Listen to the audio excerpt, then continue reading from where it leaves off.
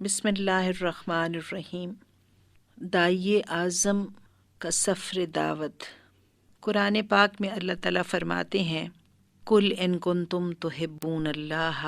فاتبعونی یحببکم اللہ، کہ اے نبی کہہ دیجئے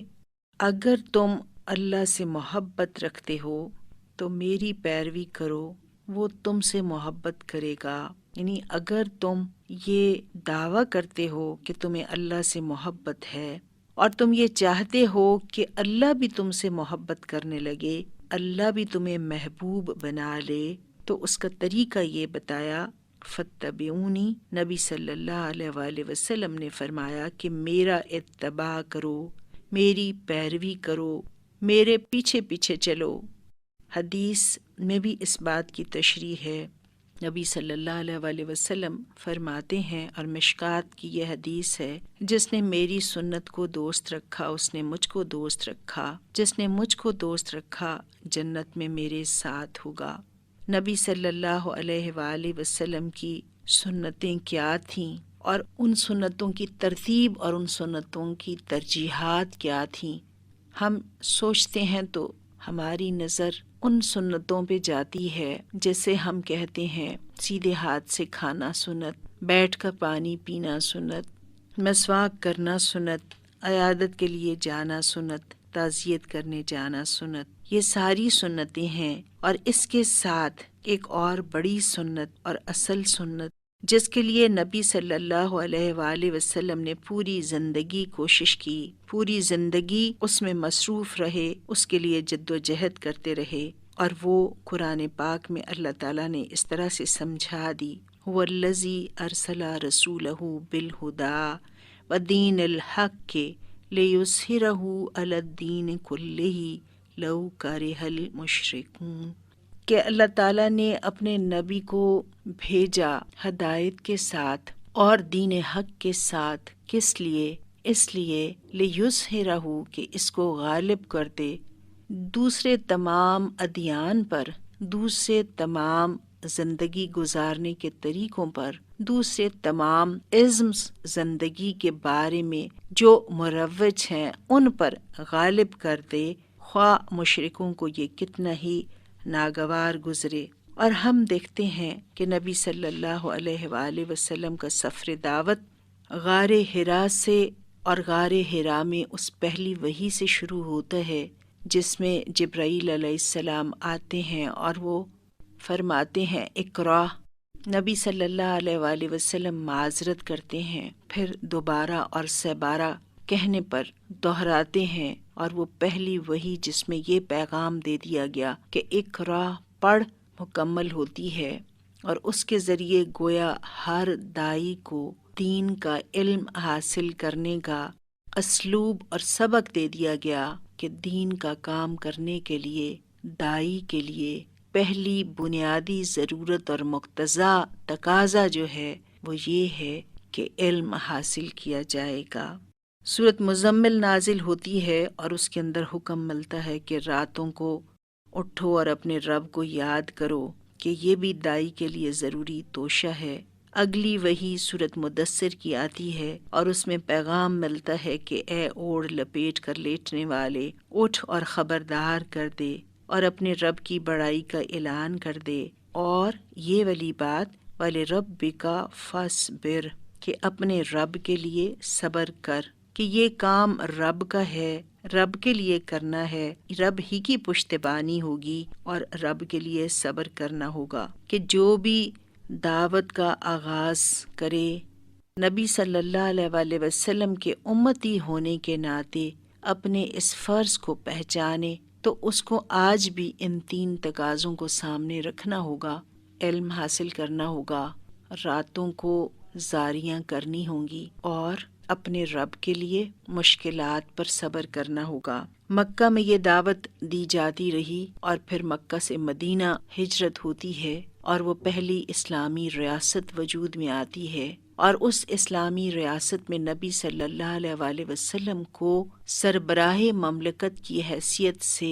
تسلیم کیا جاتا ہے، میثاق مدینہ ہوتا ہے، اور پولیٹیکل اتھارٹی نبی صلی اللہ علیہ وآلہ وسلم کے پاس آ جاتی ہے، مسجد نبوی بنتی ہے۔ یہ مسجد محض عبادت گاہ اور معبد ہی نہیں ہے، یہ حکومت کا دربار ہے، یہ مشورے کا ایوان یعنی پارلیمنٹ ہاؤس ہے، یہ سرکاری مہمان خانہ یا اسٹیٹ گیسٹ روم ہے، یہ قومی لیکچر ہال ہے، یہ سپریم کورٹ ہے، یہاں سارے فیصلے ہوتے ہیں، یہ سینٹرل سیکریٹریٹ ہے، مرکزی دفاتر بھی یہاں پر ہیں، اسلامی ریاست کی تاسیس ہوتی ہے، اور سیاسی لحاظ سے سب سے اہم اور تعمیری اقدام میثاق، اور وہ میثاق لکھا جاتا ہے، ایک تحریری معاہدہ جس کو دنیا کا پہلا تحریری دستور بھی کہا جاتا ہے، وہ مرتب ہوتا ہے۔ یہاں پہ ہم دیکھتے ہیں کہ نبی صلی اللہ علیہ وآلہ وسلم کا کردار صرف ایک صوفی اور درویش کا نہیں ہے، بلکہ اجتماعی معاملات کو سنبھالنے اور سنوارنے، ماہرانہ حکمت سے پورا کرنے والے کا نظر آتا ہے۔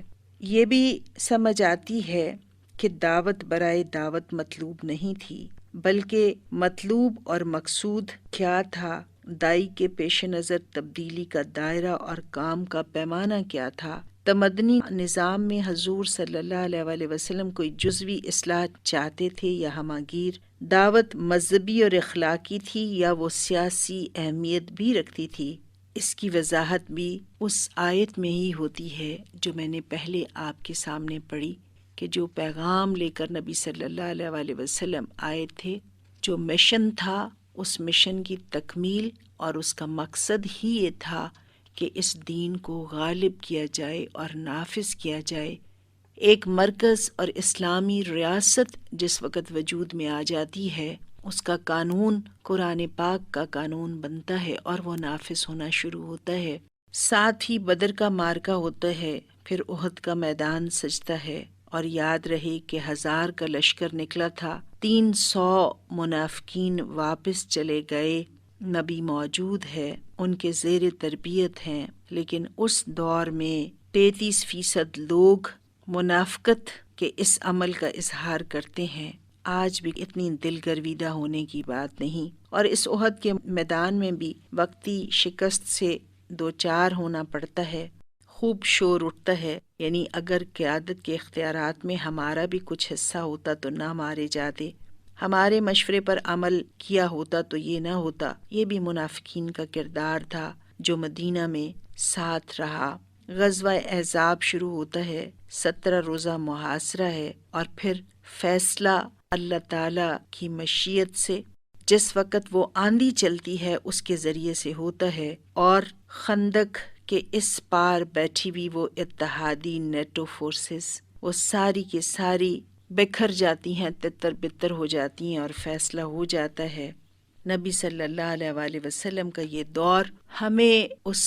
دین کی دعوت کی تکمیل کا دور نظر آتا ہے۔ اس مدینہ میں ان فتوحات کے ساتھ فتح مکہ بھی ہوتی ہے، اور اس فتح مکہ کے بعد نبی صلی اللہ علیہ وآلہ وسلم حجۃ الوداع کرنے کے لیے مکہ آخری حج کے موقع پر تشریف لے جاتے ہیں۔ بڑی اہم بات یہ ہے کہ نبی صلی اللہ علیہ وآلہ وسلم وہاں محض 10 دن کے لیے قیام کرتے ہیں، حالانکہ مکہ محبوب تھا اور وہاں پہ حرم تھا اور حرم کے ساتھ ایک تعلق خاطر تھا، مگر 10 دن کے بعد نبی صلی اللہ علیہ وآلہ وسلم مدینہ واپس آتے ہیں اور اس ریاست کے انتظام میں مصروف ہوتے ہیں جو اللہ کے دین کو نافذ کرنے کے لیے حاصل کی گئی تھی، جہاں اسلام کا نظام زندگی برپا کیا گیا تھا، اس کے اصولوں پر عمل درآمد ہو رہا تھا، کہ اصل مطلوب اور مقصود یہی تھا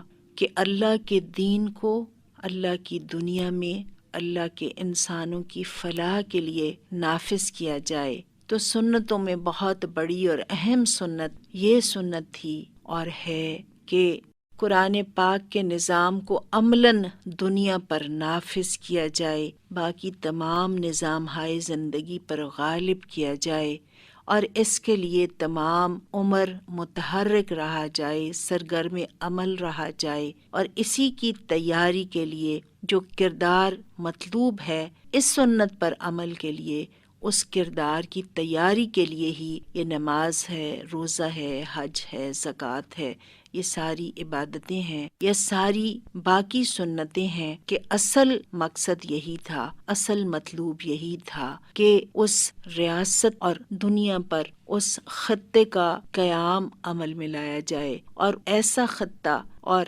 جہاں پہ قرآن کا قانون جو ہے وہ نافذ ہو، اور اس کا دائرہ بھی محدود نہیں بلکہ پوری دنیا جو ہے وہ اس کا دائرہ بنتا ہے۔ آج بھی ہمیں اس کے لیے کوشش کرنی ہے اور پر امید رہنا ہے۔ مکی دور کی آخری دنوں میں یہ والی آیت نازل ہوتی ہے جس میں یہ پیغام ہے کہ امید رکھو، امید کا دامن تھامے رکھو اور سرگرم عمل رہو۔ وہ آیت کیا ہے؟ جاء الحق وزہق الباطل ان الباطل کان زہوقا، کہ حق آ گیا اور باطل مٹ گیا، باطل مٹنے ہی والی چیز ہے۔ اس دور میں جب نبی صلی اللہ علیہ وآلہ وسلم مکہ کے اندر انتہائی خوف و ہراس اور پریشانی اور دشمن کی ایذائیں برداشت کر رہے تھے، اور بظاہر دور دور تک اس کا کوئی امکان نظر نہیں آتا تھا کہ حالات بدلیں گے، اس دور میں قرآن پاک میں نبی صلی اللہ علیہ وآلہ وسلم کو یہ پیغام دیا گیا اور یہ سلوگن اور یہ نعرہ سکھایا گیا کہ غالب تمہیں نے ہونا ہے، غلبہ آخر تمہارا ہے، باطل کو مٹنا ہے۔ اس امید کو تھامے رکھو، اس امید کو اپنے دل میں جگہ دیے رکھو اور سرگرم عمل رہو، اور اس آخری ہدف پر نظر رکھو کہ اللہ کے دین کو غالب کرنا ہے، اس کے نظام کو نافذ کرنا ہے، ایک خطے پر نہیں، پوری دنیا پر، اس لیے کہ یہ الہامی دین ہے، یہ تمام انسانوں کی فلاح کا دین ہے، یہ دنیا کے اندر امن قائم کرنے والا دین ہے، امن کی ضمانت دینے والا دین ہے۔ اللہ تعالیٰ اس دین کے نفاذ میں ہمارا بھی حصہ رکھے۔ وآخر الدعوانا الحمد للہ رب العالمین۔